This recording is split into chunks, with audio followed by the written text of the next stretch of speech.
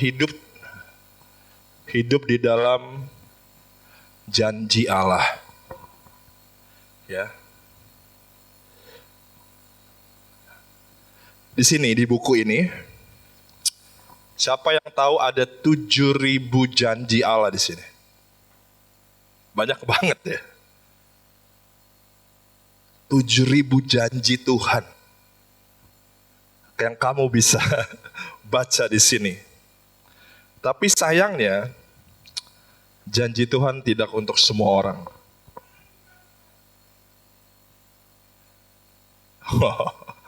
Lah, kayak mana kok Santo ini? Coba dengar baik-baik. Mungkin kamu belum pernah dengar statement ini. Saya Kristen Santo dari kecil. Saya percaya janji Allah nggak untuk semua orang. Saya akan tunjukin ke kamu itu. Kalau kamu nggak bisa main kutip-kutip ayat, langsung kamu pikir itu untuk kamu.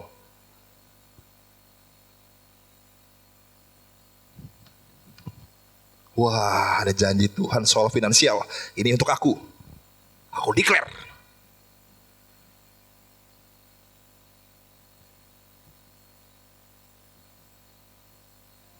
Saya percaya janji Tuhan nggak untuk semua orang.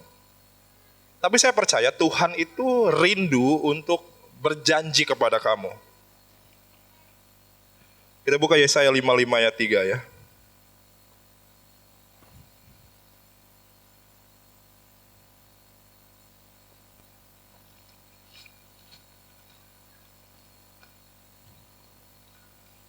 Saya sempat malas bawa Alkitab ini ke gereja, Alkitab buku, tapi saya bertobat ya.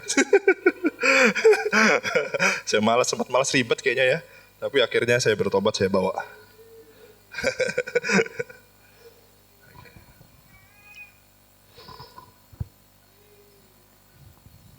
Hai.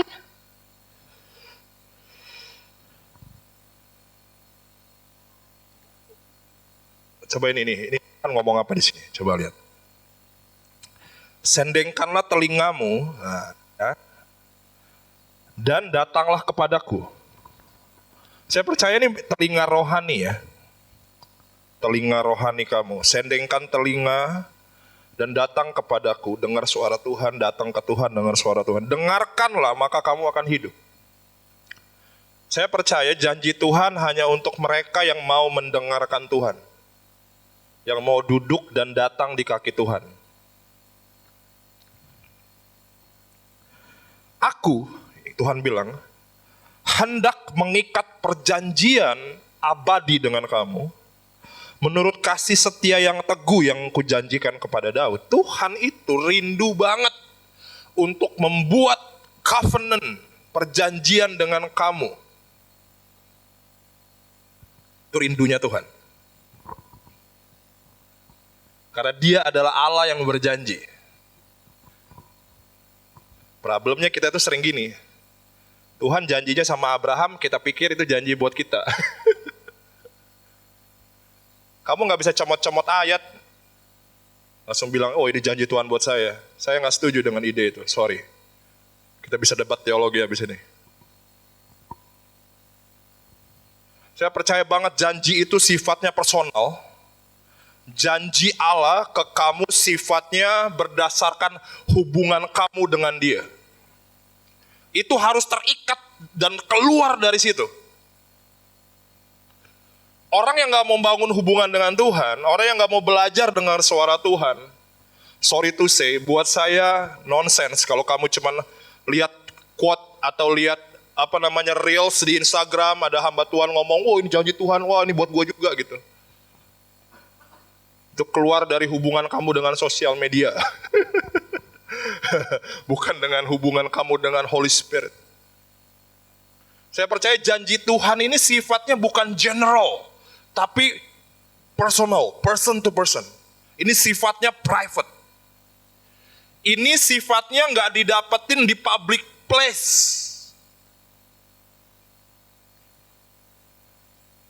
Ini didapetinnya di secret place. Di tempat tersembunyi saat hanya kamu dan dia. berdua duduk dengerin suaranya. It always comes from relationship.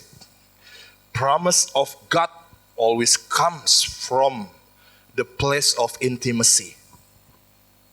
Makanya saya percaya ini tidak untuk semua orang. Ini hanya untuk orang-orang yang mau bergaul dengan Tuhan.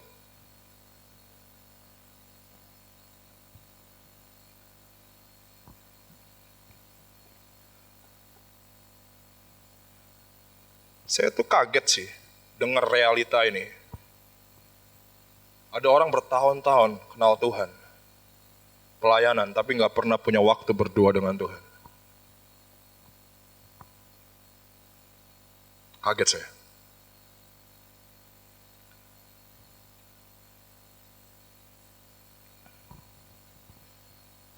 Saya juga kaget ada orang yang gak pernah baca Bible. Kalau kamu gak suka baca Bible, tapi kamu suka kutipan-kutipan quote-quote dari pendeta-pendeta, Tuhan kamu pendeta-pendeta itu bukan Yesus. Karena pada mulanya adalah firman, dan firman itu adalah Allah, dan firman itu ada di sini. If you never open this book, I wonder if your God is Jesus. Kamu ngerti artinya dalam bahasa itu apa? Kalau kamu gak pernah buka Alkitab ini and belajar dan duduk di kaki Tuhan and speak to me Lord through this book, kamu gak belajar sendiri, dari sini saya ragu kalau Tuhan kamu Yesus. Karena pada mulanya adalah firman, firman itu bersama-sama dengan Allah, dan firman itu adalah Allah. Amin. Agak-agak sedikit ya buat mulai. Kita buka Mazmur 25 ayat 14. Kamu yang baru ketor, jangan kaget.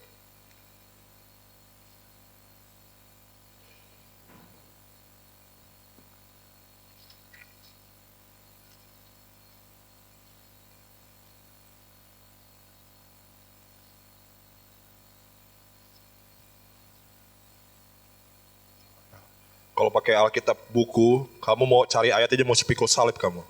Serak. Ya, ada harga yang dibayar.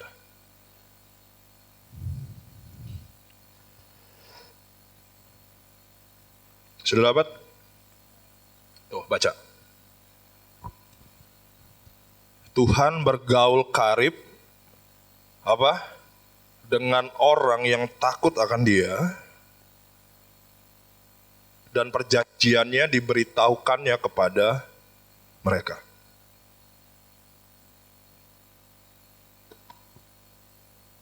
Dia bergaul karib dengan orang yang takut akan Dia. Saya mau bilang kita gak bisa substitute ketaatan dengan doa. Banyak orang yang suka doa tapi gak suka taat. Banyak orang yang suka worship tapi gak suka taat.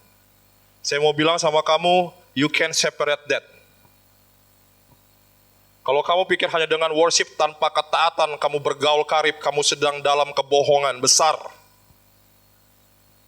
Karena keintiman adalah satu paket, di mana kamu bergaul dengan Tuhan dalam doa, dan juga kamu berjalan di dalam obedience. Saya tahu nggak ada orang yang sempurna dalam obedience. Saya suka kata-kata Joe pernah bilang sama saya tentang satu hal. Dia bilang tentang falling apart. Falling forward. Lagi kamu tahu falling forward? Ada orang yang jatuh ngegelinding tapi ke depan. Dia jatuh sih tapi dia maju terus. Tahu nggak? Namanya falling forward. Dia jatuh tapi ke depan, nggak ke belakang. Ada orang yang falling ke belakang. Di dalam obedience, kamu baca Roma 7:8. Tentang bagaimana Paulus struggle tentang obedience. Dia bilang saya suka hukum Allah, tapi ada hukum lain di dalam diriku yang menolak itu. Jadi bukan aku lagi yang melakukannya, tapi dosa yang melakukannya di dalam aku. Tapi aku bersyukur kepada Allah yang hidup, yang membangkitkan tubuhku dari kematian. Paulus pun struggle dalam obedience. Terus saya suka ada satu pengkhotbah bilang gini, orang Kristen, kenapa kita struggle dalam obedience? Karena kamu dikuduskan. Karena kamu telah dikuduskan. Kamu tahu artinya ini? Dulu, sebelum saya kenal Yesus, saya nggak ada masalah tuh lagi saya teler, mabok-mabokan. Saya nggak ada rasa bersalah tuh. Bodoh amat, bener nggak? Lagi kita maki-maki orang, pukulin orang di jalan, kita nggak ada rasa bersalah. Tapi nggak tahu kenapa, ya, detik kita kenal Yesus, karena kita udah dikuduskan. Ngomong jorok aja, bisa depresi kita. Pernah gak ngalamin itu kamu? Gara-gara salah ngomong depresi. Gara-gara buat dosa entah itu disengaja atau gak sengaja depresi. Sebelum kenal Yesus kok baik-baik aja ya. Gue gak ada masalah kayaknya. Sekarang semenjak gue kenal Yesus, itu jadi struggle. Saya mau bilang kamu ada di dalam struggle yang benar. Kembali lagi ke topik ini ya. Dia bergaul karib dengan orang yang apa? Takut akan dia. Jadi kalau kita mau bergaul karib dengan Tuhan, saya percaya ini. Kamu harus tinggal di dalam secret place. Tapi juga kamu harus hidup dalam obedience. Dalam ketaatan. Kita nggak bisa tawar-menawar. Oke. Saya tahu dalam ketaat pun dalam ketaat in obedience we are not perfect in obedience.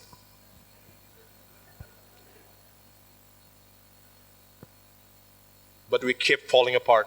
No, keep falling forward. Keep falling apart, terpecah, sorry. Kita tetap maju. Amin. Amin. Nah, di dalam keintiman ini, ayat-ayat firman Tuhan bilang, di dalam pergaulan kita, dalam pergumulan kita akan kebenaran, pergumulan kita dalam hubungan kita dengan Tuhan. Bohong kalau berhubungan dengan Tuhan, dalam taat dengan Tuhan, nggak struggle itu bohong kamu. Itu nggak alkitabiah. Jadi kalau kamu struggle dalam hubungan kamu dengan Tuhan dan dalam ketaatan, welcome to the kingdom of God. Don't blame yourself. Jangan hakimi kamu if you're not perfect. Don't blame yourself. Don't judge your own self. That's normal in the kingdom. Kalau kamu bergumul dalam ketaatan dan bergumul dalam hubungan kamu dengan Tuhan, that's really normal.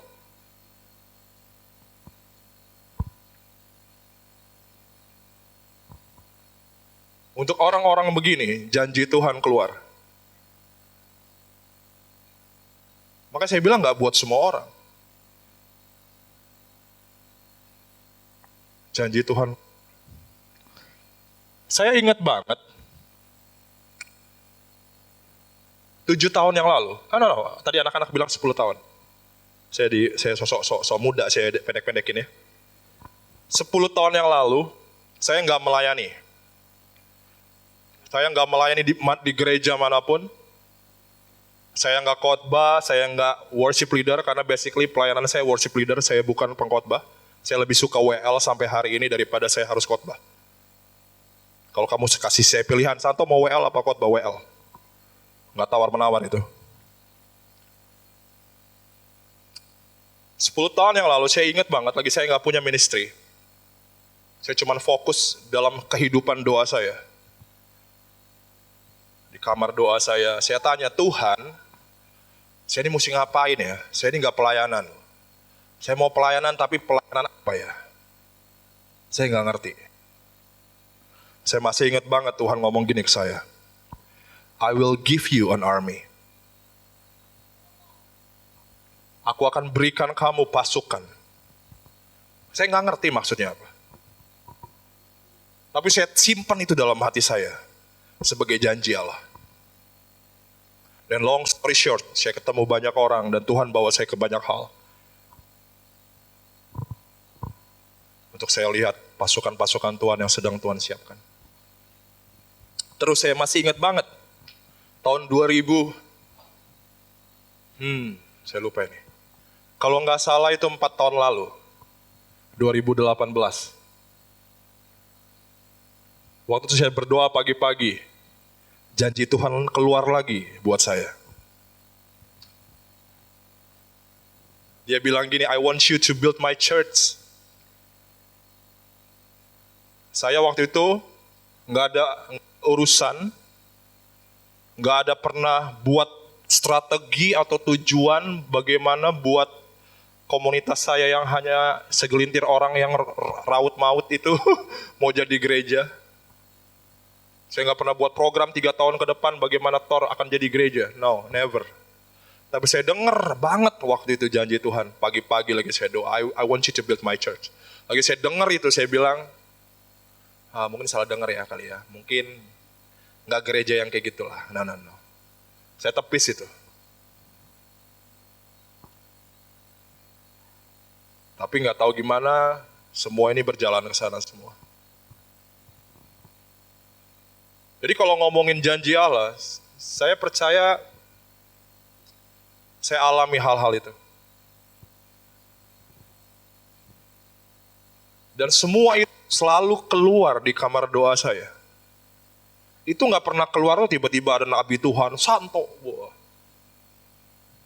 Beginilah firman Tuhan. Wah. Kamu akan bla bla bla bla bla.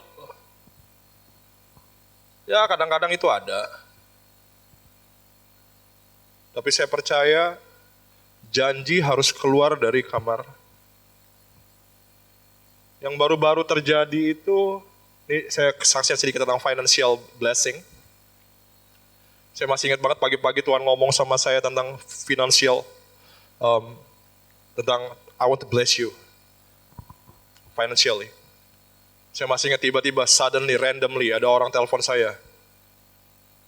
Santo, saya mau transfer kamu uang dalam jumlah yang cukup besar. Orang Jakarta yang nggak ada hubungannya sama gereja ini. Dia cuma gara-gara lagi dia nonton TV, dia bilang Roh Kudus ngomong sama saya.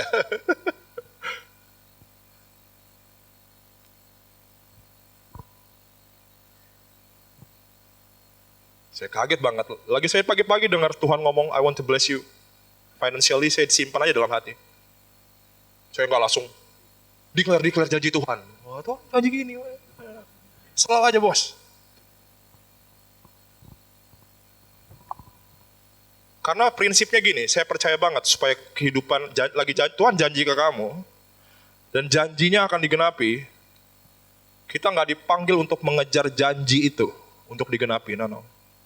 Kita mengejar si pemberi janji.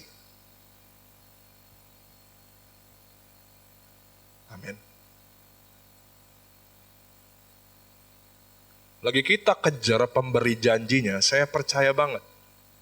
Janji Tuhan akan digenapi. Carilah terlebih dahulu kerajaan Allah dan kebenarannya.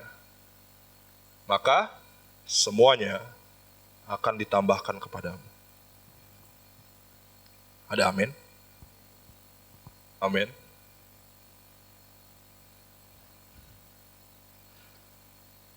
Setiap hari saya mau kasih tahu struggle saya. Setiap hari saya punya struggle. Nggak tahu kenapa, daging saya selalu tidak mau berdoa.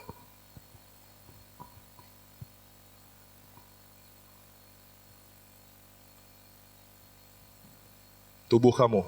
Saya percaya musuh terbesar saya bukan iblis, but myself. Bangun tidur, saya bukan mau berdoa, saya mau nonton Naruto. Saya lagi nonton Naruto. Saya suka banget Naruto. Saya telat banget, saya dulu gak pernah nonton itu, tapi belakangan nonton itu, saya bilang, wah keren banget Naruto.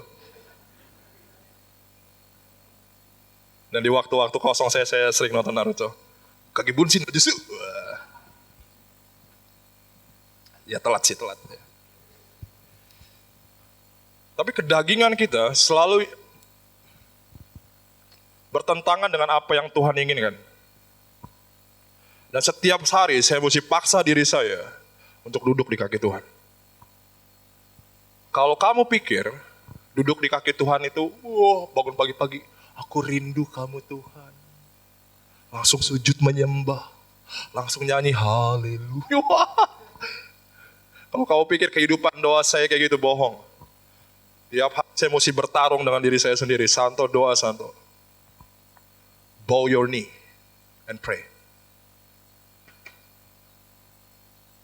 Open your Bible, Santo, and read it.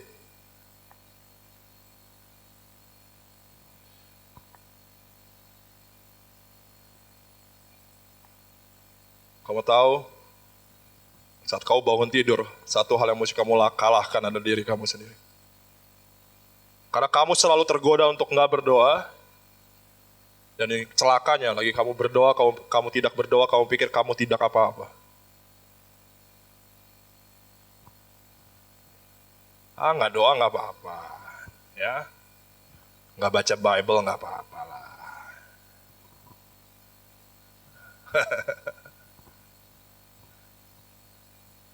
Sering nggak mikirin itu di kepala kamu?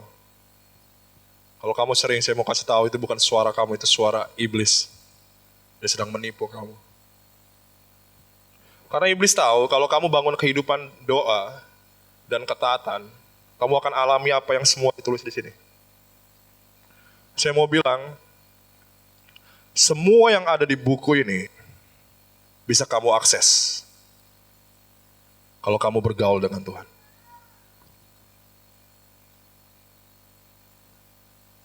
Ada amin?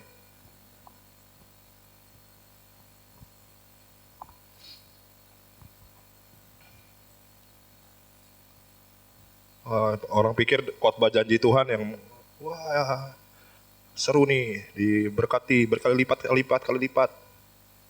Bertambah kaya menjadi kaya. Mimpi kamu.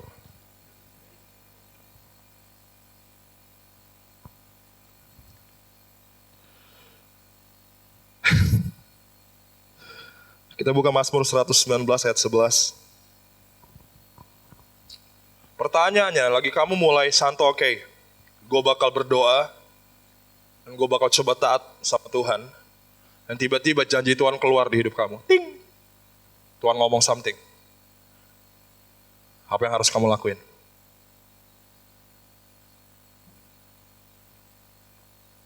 Lagi janji itu keluar, apa yang harus kamu lakuin?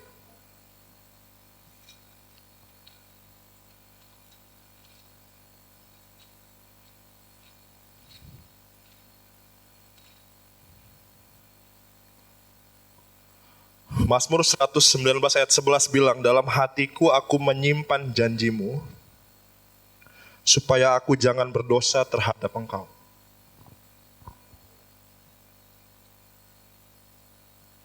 Ini yang menarik sih dari janji Tuhan ya. Lagi dia janji, hal yang pertama kamu harus lakukan, kamu harus simpan itu baik-baik di dalam hati. Masalahnya, ingat ini baik-baik. Lagi kamu coba simpan, iblis coba curi. Lagi kamu masuk dalam janji, kamu sedang masuk dalam peperangan rohani. Alkitab tulis, perjanjian lama menjanjikan Mesias untuk hadir. Benar apa benar? Mesias lahir. Apa yang dilakukan sama bangsa Romawi saat itu? Semua anak, apa? Laki-laki apa sulung? Dibunuh. Detik kamu masuk dalam janji Tuhan, saat itu seluruh neraka akan berperang lawan kamu.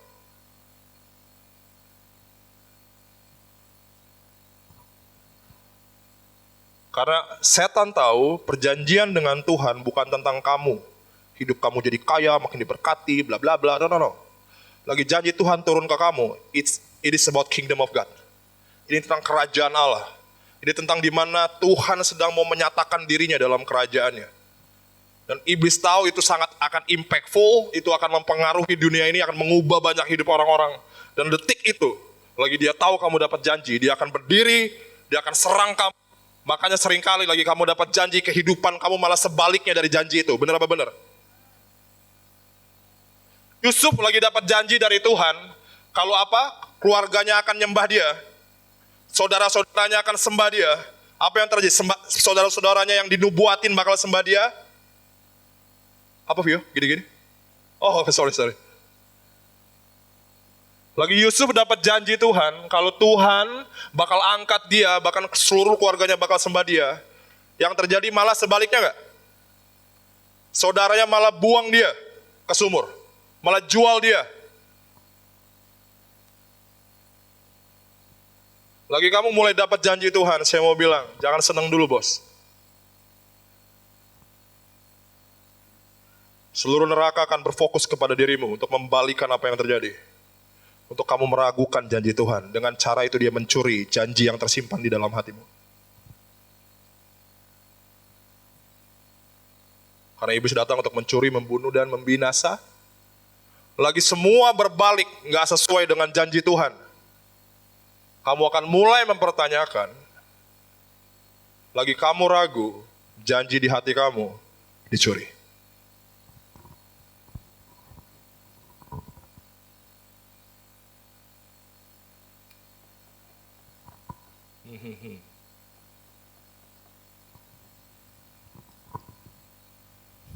Ada amin.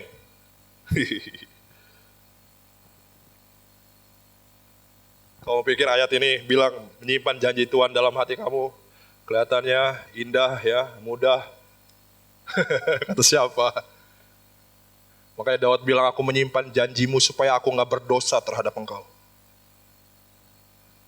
Karena detik janji Tuhan dicuri dari hidup kita, kita kehilangan arah. Hidup kita berantakan. Ada amin? Ayo, hal yang kedua, apa yang kita mesti lakukan setelah dapat janji Tuhan? Karena saya nggak punya waktu lama. Mazmur 119 ayat 148.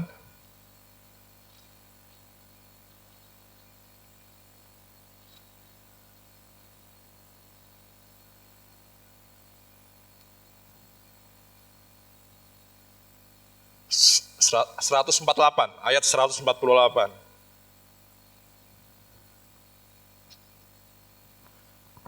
Ini chapter paling banyak ayat dalam Alkitab. Ada 170 lebih ayat dalam satu pasal. Kamu yang punya tugas sehari baca 3 pasal, lagi kamu baca ketemu Mazmur 119, modar kamu. 3 pasal berasa 10 pasal.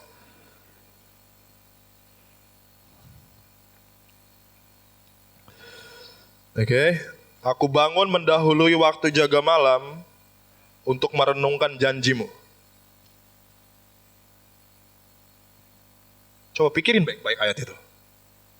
Waktu jaga malam itu apa? Tengah malam bukan? Hah? Si Daud bangun di tengah malam yang sunyi sepi hanya untuk merenungkan janji Tuhan. Kita ya molor lah. Kenapa Daud mesti sibuk-sibuk ya? Dia repot banget hidupnya Daud. Orang lagi tidur dia bangun hanya buat renungin janji Tuhan. Kenapa janji Tuhan bagi Daud sepenting itu ya? Dia bangun tengah malam di saat teman-temannya ngorok. Dia bangun. Ut, ngapain Ut? Merenungkan janji Tuhan. Wow, gila. Rohani banget si Daud. Dia buka catatannya, jurnalnya dia buka. Bulan kemarin Tuhan janji sama gua ini. 2 minggu kemarin Tuhan lagi gua doa pagi-pagi saat teduh. Tuhan ngomong sama gua dia bakal kayak gini. Direnungin semua. Kenapa Tuhan mau kamu renungkan apa yang Tuhan janjikan di dalam hati kamu? Why? Simple jawabannya. Supaya kamu terus mengejar si pemberi janji.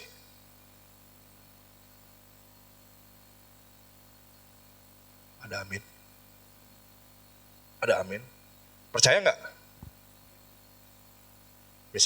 Misalnya, Yawan janji sama saya. Nanti kalau kamu ulang tahun, aku mau beliin kamu tablet baru. Wah, ini nubuatan ini.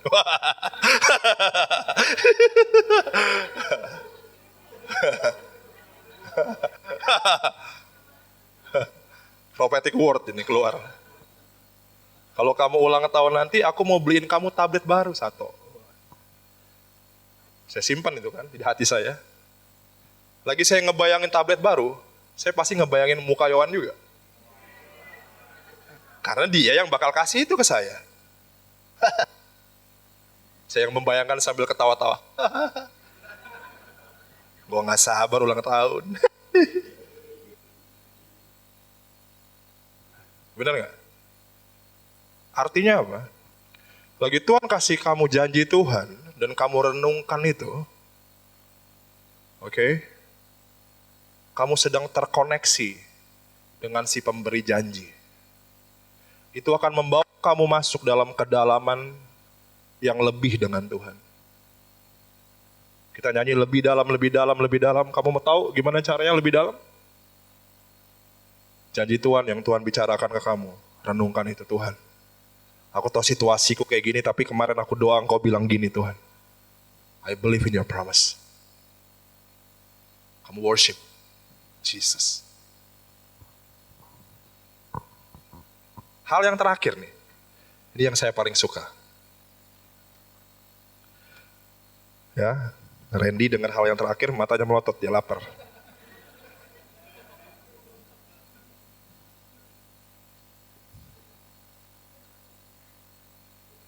Mazmur 132.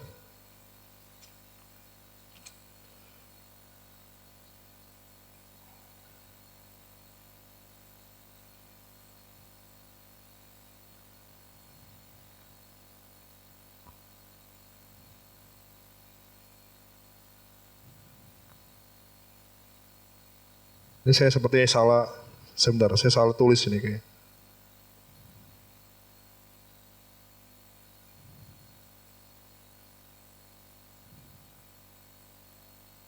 Oh, sebentar ya.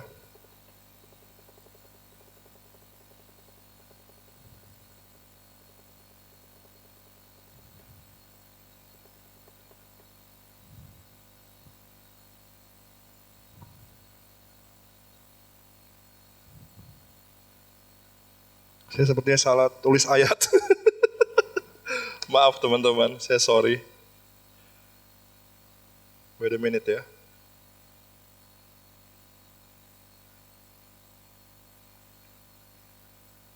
Saya minta Theo bantuin saya dong. Kembali di kecapi. Cari ayat. Saya butuh cari ayat ya, serius. Saya salah tulis ini. Totally. Kok nggak ada ya gue tulis? Soalnya tadi ininya. Where is it? Kenapa? Sabar. Saya penasaran, nggak pulang kita kalau nggak ketemu ayatnya.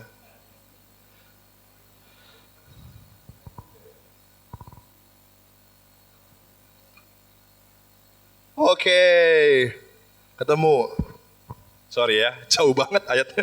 Kok bisa salah tulis gue? Mazmur 119 ayat 172.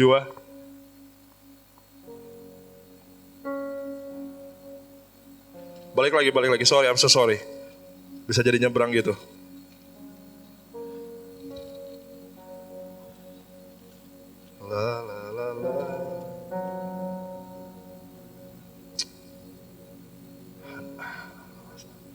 Mazmur 119 banyak ngomong tentang janji Tuhan.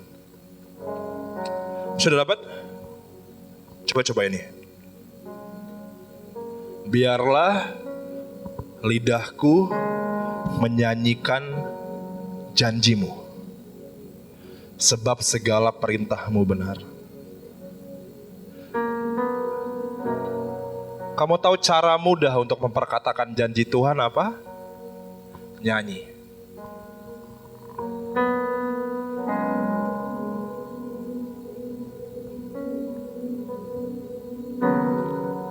Daud, dia nyanyikan janji Tuhan. Lagi kamu nyanyi, itu jadi pujian.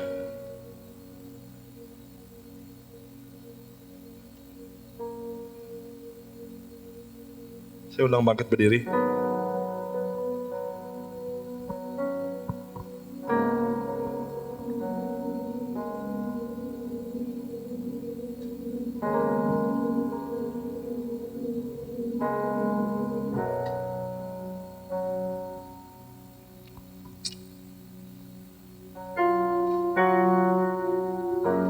Kalau saya tanya ke kamu saat ini, apa janji Tuhan buat kamu? Kamu bisa kasih saya nggak?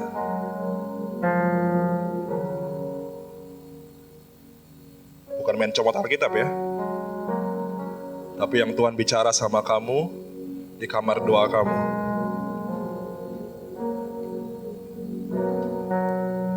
Tapi kayaknya kalau kamu bilang, Santo kayaknya gue gak pernah ngalamin hal itu sih. Gue gak tahu sih Tuhan janji sama gue apa.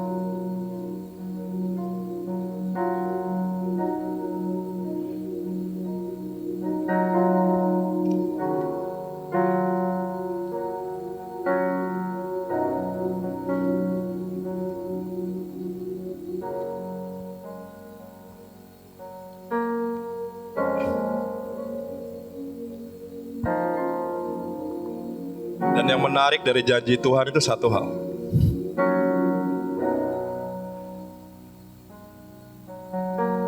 Janji Tuhan adalah masa depan kamu. Sekali lagi saya bilang, promise of God is your future.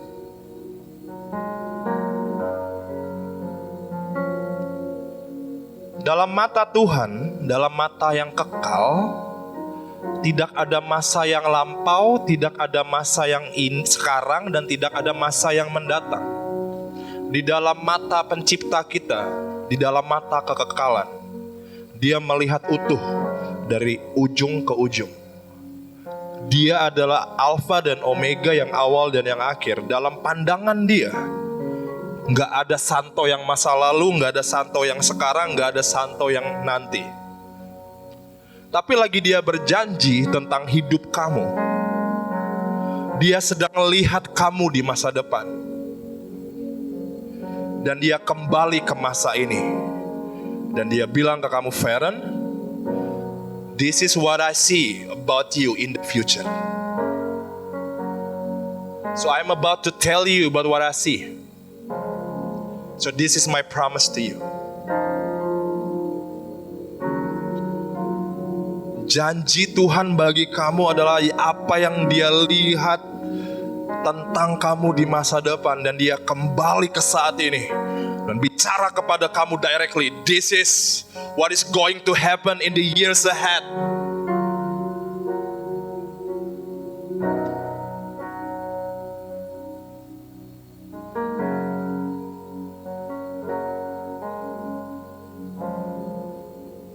Powerful.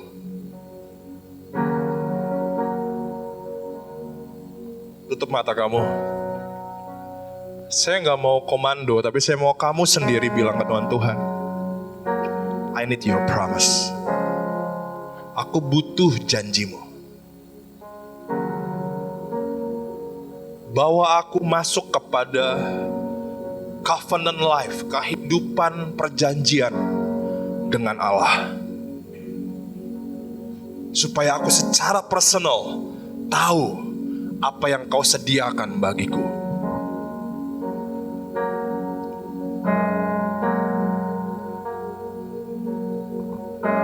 Karena aku percaya Tuhan, saat aku mengenal janji-Mu, aku akan makin mengenal-Mu. Terima kasih Bapa. Di dalam nama Yesus Kristus sama-sama katakan amin. Beri tepuk tangan buat Tuhan.